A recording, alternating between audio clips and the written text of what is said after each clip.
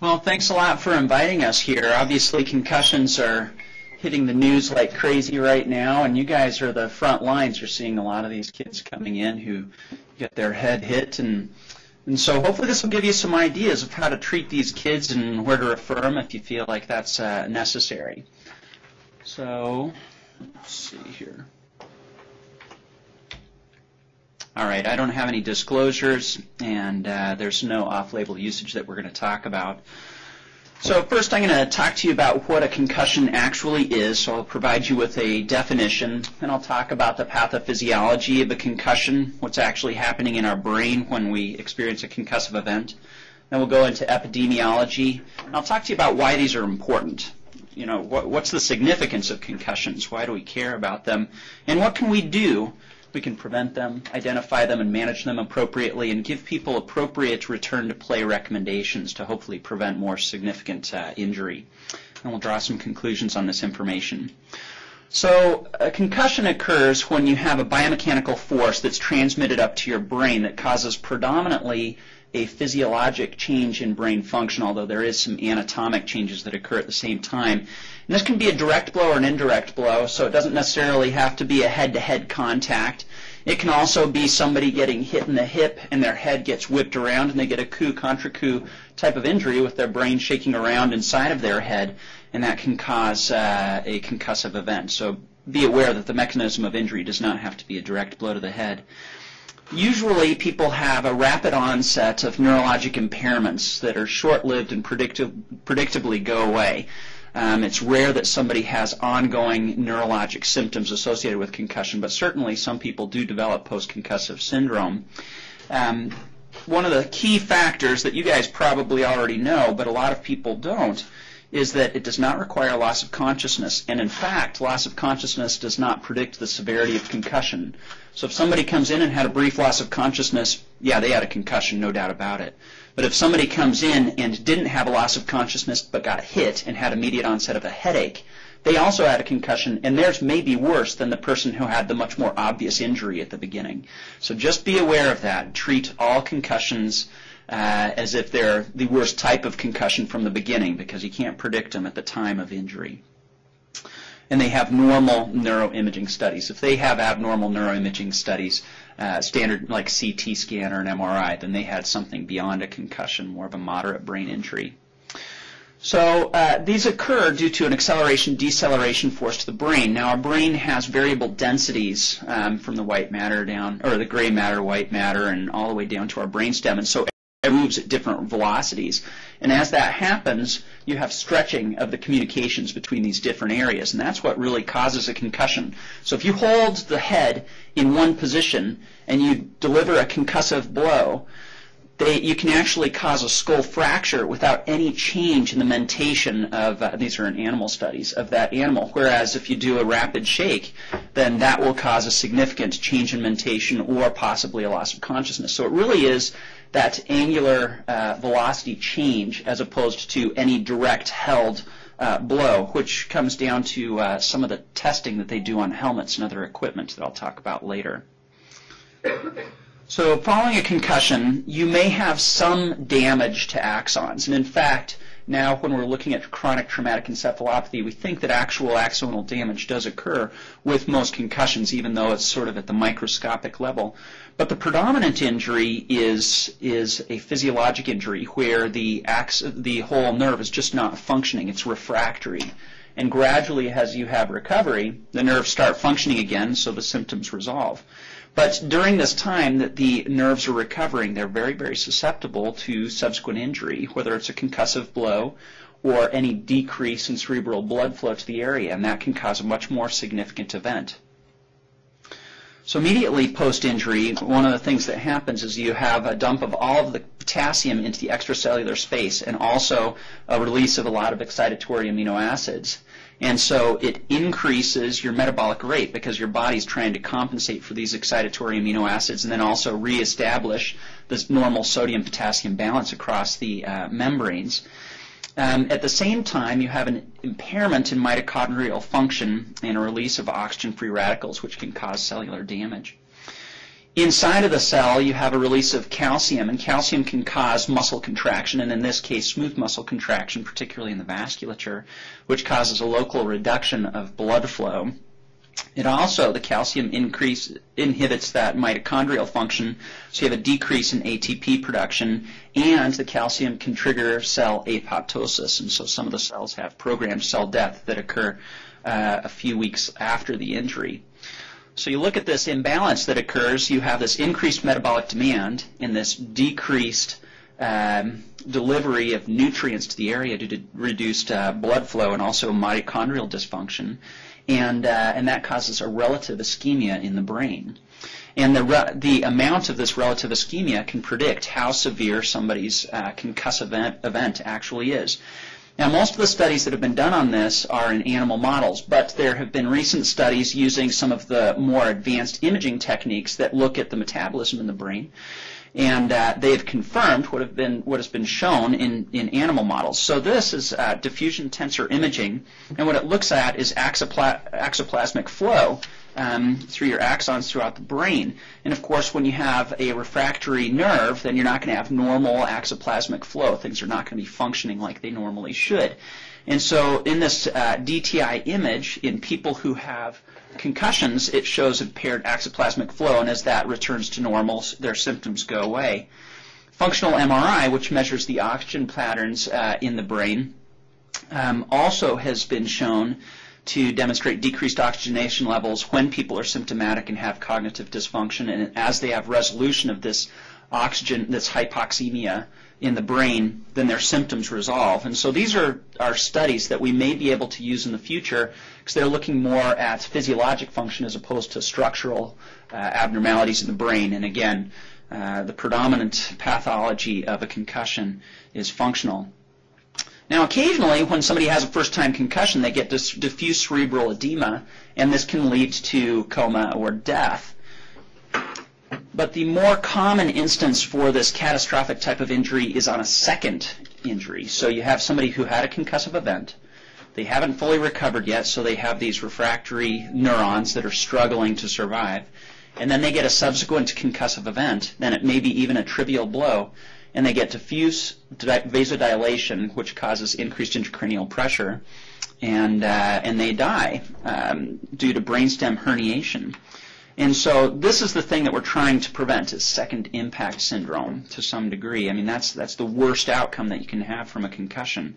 And you read about these every year. Now, there obviously are no prospective studies looking at second impact syndrome. All of these are case series or case reports. But there are a significant number of these case series and case reports, including some coming out of Mayo. So, and all of them have similar pathology. So it appears to be a real entity, and it's something that we should certainly be considering when we're talking about return to play recommendations. So concussions are an epidemic. There are a lot of concussions happening in the United States. Between 1.6 and 3.8 million concussions occur per year here in the U.S. That is a lot of concussions. And the majority of those are happening in the pediatric population, and they're usually related to sports. Now, in high school sports, the most common sport to cause concussion is football. But interestingly, in this, we don't have hockey, but girls' hockey appears to be even higher than football in terms of the incidence, and I'll talk a little bit about that later. Another thing that you'll notice here is that there's a higher incidence in girls than boys in similar sports. And that same thing holds true when you get into collegiate athletics, where 7% of all men's and 11% of all women's soccer-related injuries are concussions. So there's a higher incidence of concussion in females than there are in males. We're not sure exactly why this happens. Now, obviously, there are a lot of concussions that happen in professional sports, but there's a graded decrease in concussion incidence as you go from high school to collegiates to professional sports. We don't know whether that's because people are self-selecting out of sports, meaning that less and less people are participating in high-level contact sports as you go from high school up to professional, or because those people who as you age, have a lower incidence of concussion. So it's hard to say exactly what the factor is that explains this reduction in concussion. The other thing is that there's a motivation for professional athletes not to report concussive symptoms, and so that certainly could affect this incidence. So why do we care about concussions? What's the big deal? Well, once somebody has had one concussion, they have a significant increase for risk of future concussions. And the future concussions typically last longer in terms of their symptom resolution and have worse symptoms, so they affect life more. Plus, you have this risk of the second impact syndrome. Some people, although it's not common, but it definitely happens, develop post-concussive syndrome.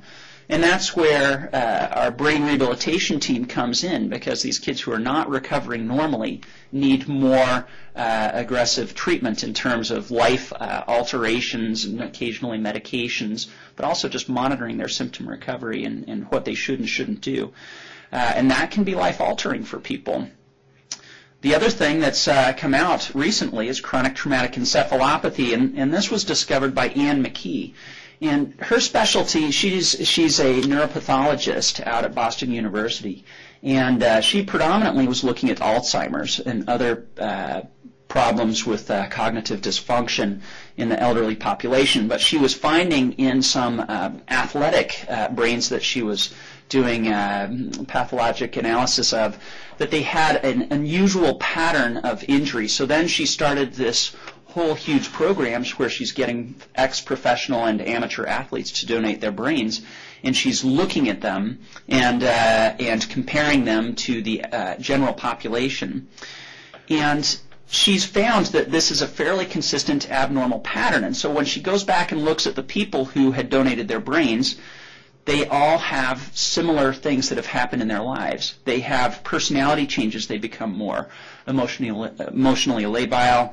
They get more aggressive. And usually this happens sort of in the middle-aged time period. Then they start getting early cognitive deficits. They're happening about a decade or two before somebody would typically get cognitive deficits. Occasionally they'll develop movement disorders, a Parkinsonism type of disorder, and there's been some association with motor neuron disease, and some people even suggest that ALS may be related to this. Not always, but in some cases, a predisposing factor. In the pathology, what she finds is that there's diffuse cortical atrophy, and there's a characteristic enlargement of the third ventricle. It's really prominent when you see these anatomic slides. The other thing is that the substantia nigra has pallor. And then there's tau protein deposition in characteristic areas of the brain. And so here are tau stains in these regions of the brain. And there are no neurotic plaques. So this is not Alzheimer's. It is its own entity. Chronic traumatic encephalopathy is its own entity. And most people think, well, this happens in people who are boxers or they're professional athletes, so they're just getting repetitive blows to the brain over sustained years, but it's probably not happening to other people that are younger and didn't really have that type of exposure. But some of you may have read about, there have been a few different car accidents and other things such as suicides where they've looked at kids who were participants in contact sports, and they've found early abnormalities consistent with the beginnings of chronic traumatic encephalopathy, even in these kids. And in one case, it was an 18-year-old who had been playing football for several years and had never experienced what people would consider as a concussive event, but already had this tau deposition compared to control kids who they do anatomic analysis on who didn't participate in contact sports. So this is probably a cumulative effect that starts very early, and it doesn't necessarily have to be associated with an actual clinical concussion. It can be associated with subclinical events. And this is a big deal because we have a lot of kids participating in sports that have a lot of repetitive blows to the head. So it's something that will be interesting as we get more and more research on it and can make some more decisions related to what we should be recommending people participate in. So what can we do? Well, we can try to prevent these types of injuries. We can identify them when they do occur, manage them appropriately, and try to return people safely back to appropriate sports. So the first thing that we need to do in terms of prevention is identify people at risk. So I already talked about the fact that once you've had one concussion, you're at increased risk for another concussion. High school athletes are more susceptible than older athletes. There's a gender difference. So females are more susceptible than males.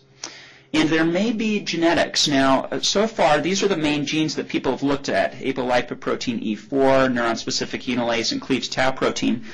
At this point, none of them have shown that there's a significant increase in concussion susceptibility, but it's very likely that there is a genetic component. We just don't know what it is yet, and we can't identify them yet. Now, some people think helmets are the answer. Oh, let's just design the great helmet. And there was one study comparing one of the new concussion helmets. You know, there are a few different brands that have come out with concussion helmets to try to prevent concussions. And so they took the Rydell Revolution, which is a concussion helmet, and compared it to a standard helmet. And they had pretty big numbers. But the standard helmet was not brand new. It was the stock helmets that were in the school, and they had the coaches fit them. And the coaches often don't fit these helmets well, and they may have been, several years old. And so the padding and stuff gets compacted down. These were brand new helmets that were fitted by a rep who came and made sure that every single helmet fit.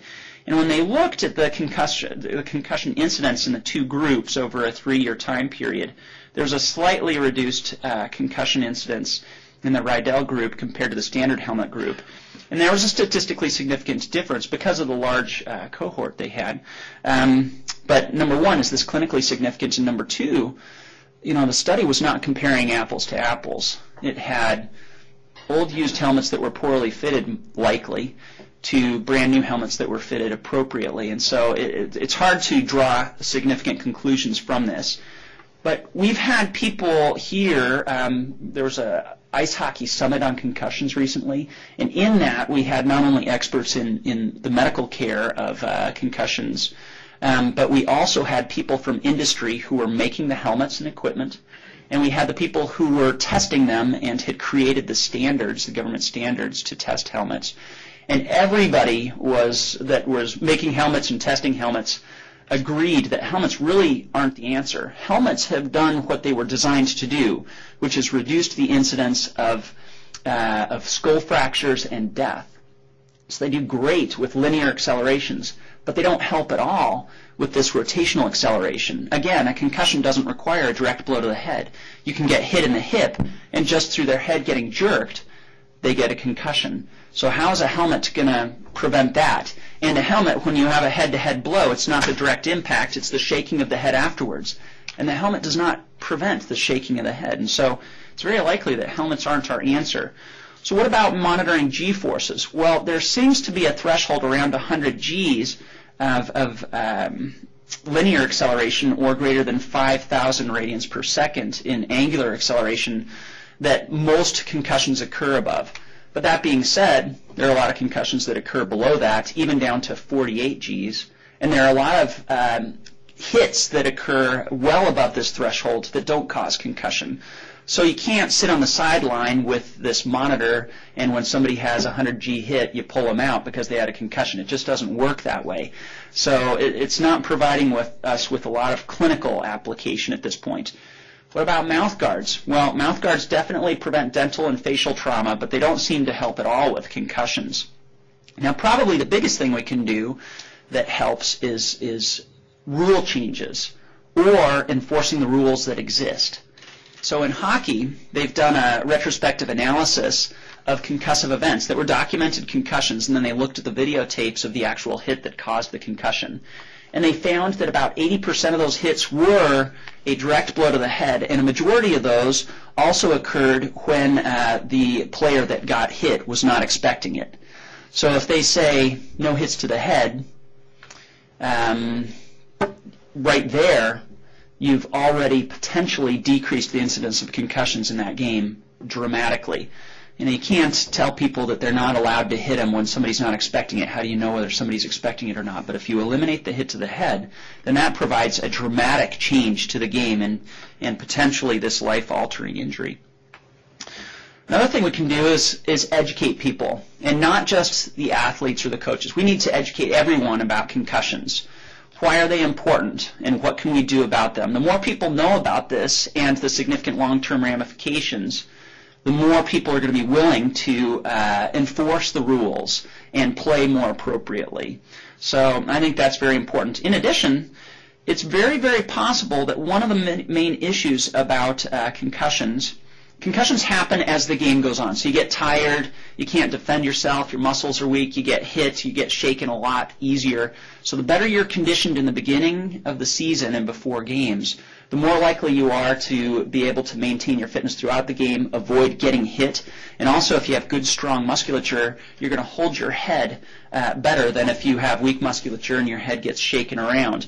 And in fact, they've done some studies where they look at the angular acceleration, and if somebody knows about a blow before they get hit as opposed to something that was unexpected, just with a perturbation, your head has a far less change in its position if you know about it. So this sort of if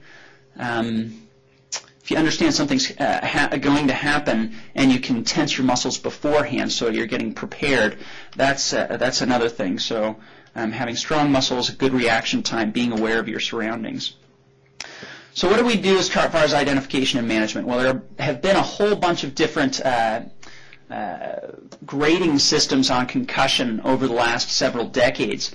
But the problem with these is that they're trying to grade a concussion severity right at the beginning, and we know that at the time of injury, we don't know how bad that concussion is. So everything has to be done retrospectively. They were also having differences in the return to play recommendations. So one would say if you had a loss of consciousness, then you waited for 2 weeks, and another one said if you had just a headache, then you could go back to the game that day. And so it was really variable. So most of it was based on expert opinion.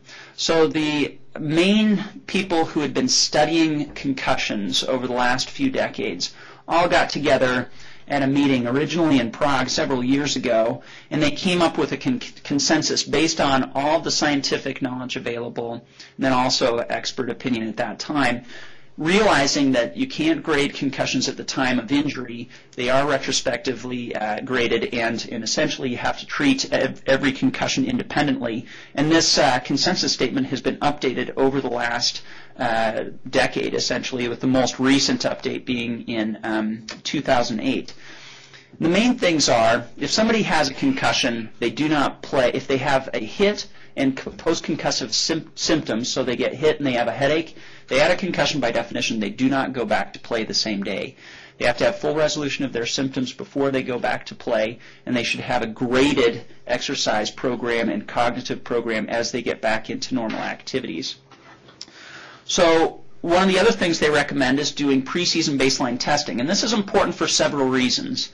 Number one, if you have an objective measure, a baseline measure of how somebody functions from a cognitive standpoint, a balance standpoint, and then also normal symptoms that they may have on a day-to-day basis, then after they have an injury, you have a barometer to monitor their recovery. And everybody's different. Some people are rocket scientists and some people aren't, particularly football players.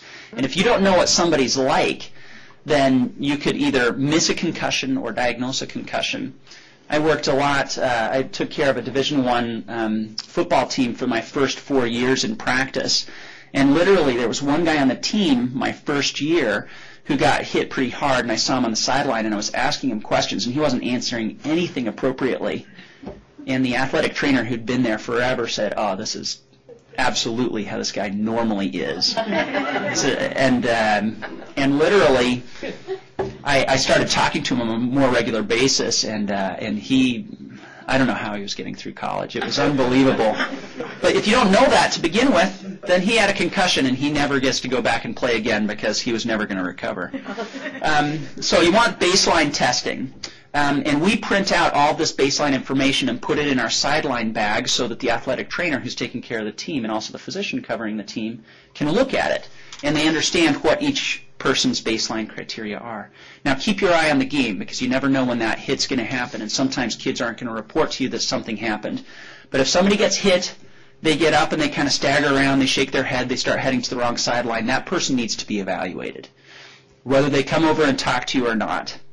So after they've had an injury, you want to look and see if they have a life-threatening injury. Spinal cord injury is an associated injury that commonly happens with people who have had a head injury. So if they're unconscious, absolutely presume that they have a spinal cord injury, and so treat them as such until they regain consciousness, and you can do a more thorough examination. If there's life-threatening injury, obviously, then you send them to the emergency room, and otherwise you move them to the sideline where you do a examination. So you want to ask them, have you had a previous concussion? You want to go through all of the symptoms of a concussion. You want to check their C-spine, do a brief cognitive screen, and we have a cognitive screen that we use called the Mayo Concussion Test. And if anybody's interested in that, we can certainly give that to you. But essentially it does a immediate recall, delayed recall, concentration with digit span, and we do a very brief physical examination in between the immediate and delayed recall. You want to check their cranial nerve strength, and in terms of sensation, balance is very important because it's commonly affected with concussion. So you can do a standing Romberg, but we often do a balance test called the balance error scoring system. I'll talk to you about that in a second, and of course check reflexes. Now, as part of that consensus statement, they actually created this whole large sheet of things that you can use for baseline testing, but also for sideline monitoring. So here are all the symptoms that you can ask, and here's a rating scale. So it kind of cues you to do stuff. It goes down through and it does some of the different immediates and delayed recall, and then it also does a balance test. And here's an example of the balance test. You have them stand with their feet together, and then in a tandem gait, and then a single leg stance with their eyes closed. This guy's hat was always on a little bit crooked. We swore he had a concussion, but I guess that's just the way it goes. But at any rate, you have a scoring system where if their eyes are closed, they're standing on one leg, they open their eyes or they lift a hand off of their hip or they take a step, that's a point against them. And if you have baseline measures, then you can compare their balance after a concussion. And here's a little sideline card. So if you guys download this, you can just do a lit search and pull it. It's the Zurich statement. This is all part of that, and so you can have this that you can use in the clinic or if you're doing any baseline testing. So what do you do once you've determined they have a concussion? Well, we have a flow sheet, and essentially if somebody has a significant injury, they go to the emergency room. If they don't, but they have a concussion, then we monitor them on the sidelines. We send them home with a sheet that they need to monitor certain symptoms, and if they develop more significant symptoms, they go to the emergency room, and then we schedule them to come back in and see us in clinic. So anybody who has had a concussion does not go back to competition that day, even with a brief headache. So they get hit, they have a headache, 5 minutes later it's gone. That person had a concussion. Their nerves have not recovered, and if you had a chance to do a sideline neuropsych test with a computer-based or paper-based test, you would find that they have cognitive impairment, and it usually takes a minimum of a couple of days for those cognitive symptoms to resolve. It's just more of a subtle abnormality that you can't find by just asking them, do you have a headache still? The other thing is on the sideline, people lie. They lie all the time. My dad wants me to play in the game. This is, homecoming's coming up. Nobody else can take over my position. There's a lot of motivation. The coach is in their face telling them, you sissy, rub your face in the dirt and get back out there. It's no problem. You have to have some sort of objective measure, and if you find out somebody had any abnormalities and they report any symptoms, they're out of the game. Don't let them go back into the game. Don't let them drive home. They have impaired reaction time. They make bad decisions. That's when car accidents happen. And they should go home to a supervised environment. Here's a card that you can send home with the person who's driving them home and is going to be supervising them when they get home. And when we have them follow up in clinic, we usually have them come back in a couple of days, and we want to look for things that might predispose them to concussion. And so here are a lot of different things that predispose people to having a poor outcome following a concussion. And so some of the ones that I think are important is any history of psychiatric illness, so right here. ADHD or a learning disability, they have a harder time recovering from concussion. Any greater initial symptom load, so if they come in and they have just tons of symptoms and most of them are pretty severe, that person is likely going to take a long time to recover. We repeat their examinations there in the clinic. We do a balanced cognition and coordination test. We wait on a computer-based neuropsychological test until they're asymptomatic, because if they're still symptomatic, we're not going to let them go back anyway. And the whole point of a computer-based neuropsych test is giving you a sensitive indicator of cognitive recovery and deciding whether you feel that they can go back to play or not, or start the functional return to play. If somebody is symptomatic and they have abnormalities on their examination, then we put them on physical and cognitive rest. If you think about it, thinking, concentration, that's brain exercise. That increases the metabolic demand in your brain. And it prolongs symptoms. And you can ask anybody who has a concussion, if you have a concussion and you sit down and you try to do math problems, do your symptoms get worse? And absolutely they do. If somebody has some symptoms and they're mild and they go to school and it's a loud environment and they're trying to multitask, pay attention to the teacher, their friends, do their math homework, study for a test, their symptoms go through the roof. So you want them to rest in a nice quiet place, not put any stress on their brain. And if you exercise, that increases your intracerebral pressure. And when that happens, that puts a lot of stress on your brain also. And so cognitive and physical rest. When they're feeling better, then you let them go back to school, but we give them this modification sheet and essentially extra time for tests. If they start having symptoms, they can go to the nurse's office and rest, and if their symptoms don't resolve, they need to go home, that type of thing. When their symptoms resolve, then we start, and I'm going to just keep going here a little bit so we get to the complex concussion team. Then we start this functional return to play protocol, and essentially each day they can increase their activity as long as they're asymptomatic, and this is both cognitive and physical activity. And when they have gotten through that protocol, then they can return to sports. Now, if they come, and most symptoms resolve within a 7 to 10 day period, and they do well. Now, if somebody does not recover like they normally would, like we would expect, then we refer them to Sherry and her team, and she'll take it from here. Thank you, Dr. Finoff. And just before I get started, I just want to put in a plug here for Dr. Finoff and thank him for his work on behalf of the kids of our community who've had concussions, because he really put together, I think, the concussion program here at Mayo in a very robust way. And I think if we look out there in the world and compare what we've got going on here at Mayo, we really have something that's pretty amazing. Okay, but let's just say a kid has been seen in the sports clinic. Their concussion has not resolved. Let's just say they're a couple weeks out now. They're still having headaches. They're still a little fuzzy-headed. They haven't been quite able to return to school. They had an impact test, that neuropsych screening test that he was talking about at the beginning of the season. They might or might not have had another one before they get to us. If they have, it's probably showing that it's not quite back up to baseline. Then those kids are typically referred to the complex concussion clinic, or we call that just our pediatric brain injury clinic. And this is the same clinic that we see kids from the hospital in who have had more severe brain injuries, all the way to the kids who come from the ER who have had a concussion because of a car accident, or the sports kids who have complex concussions. And our team there is composed of either myself, Dr. Skinner, or Dr. Nash, so one of the 3 pediatric PM&R doctors, one of our brain injury nurses, Kathy Kendall, and a neuropsychologist, Dr. Tanya Brown. So the 3 of us are there.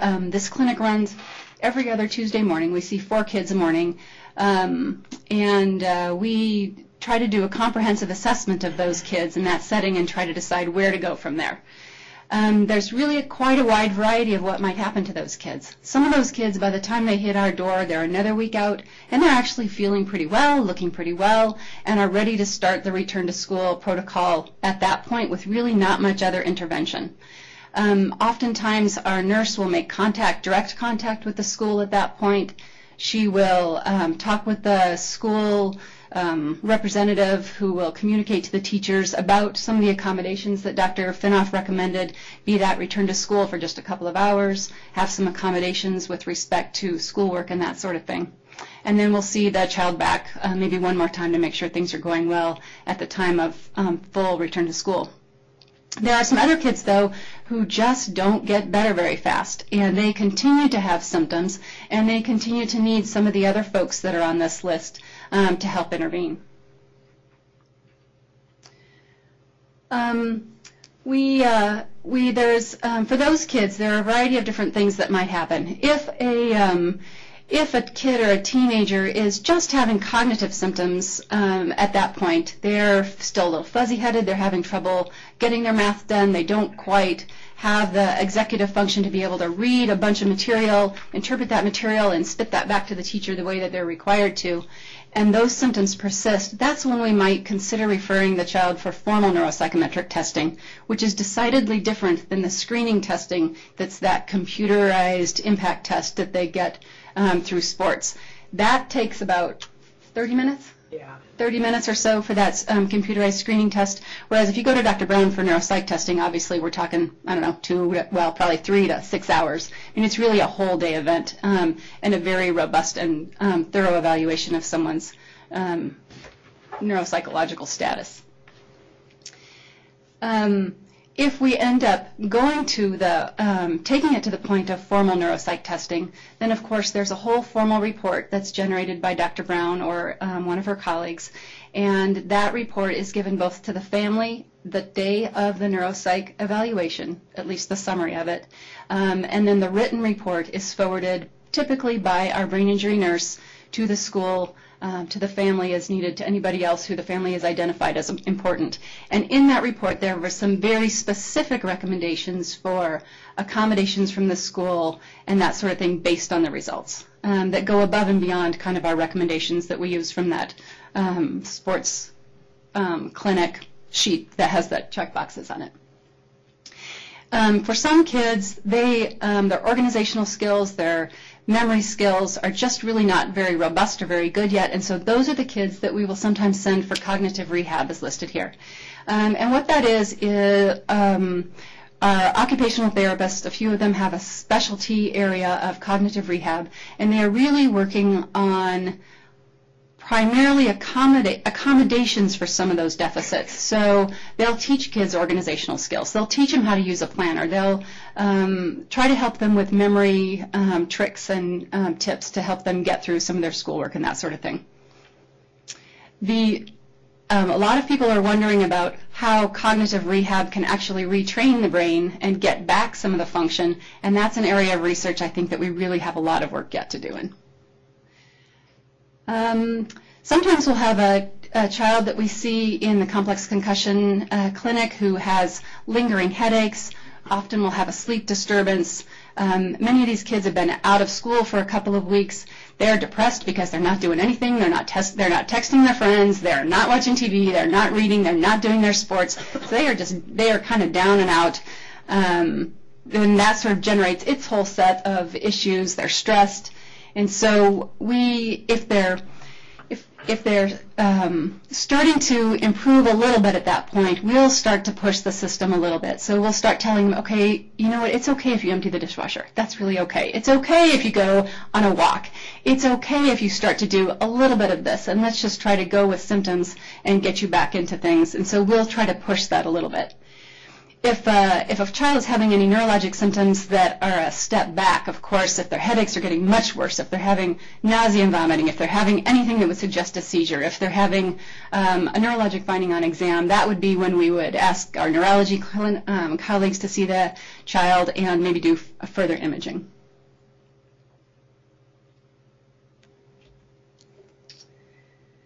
And then for the sports kids, once we see a teenager or a child through their post-concussive symptoms and they're really back to full function, we will send these kids back to sports, who will then clear kid for return to sport and give them their graded exercise program to get them ready to go again.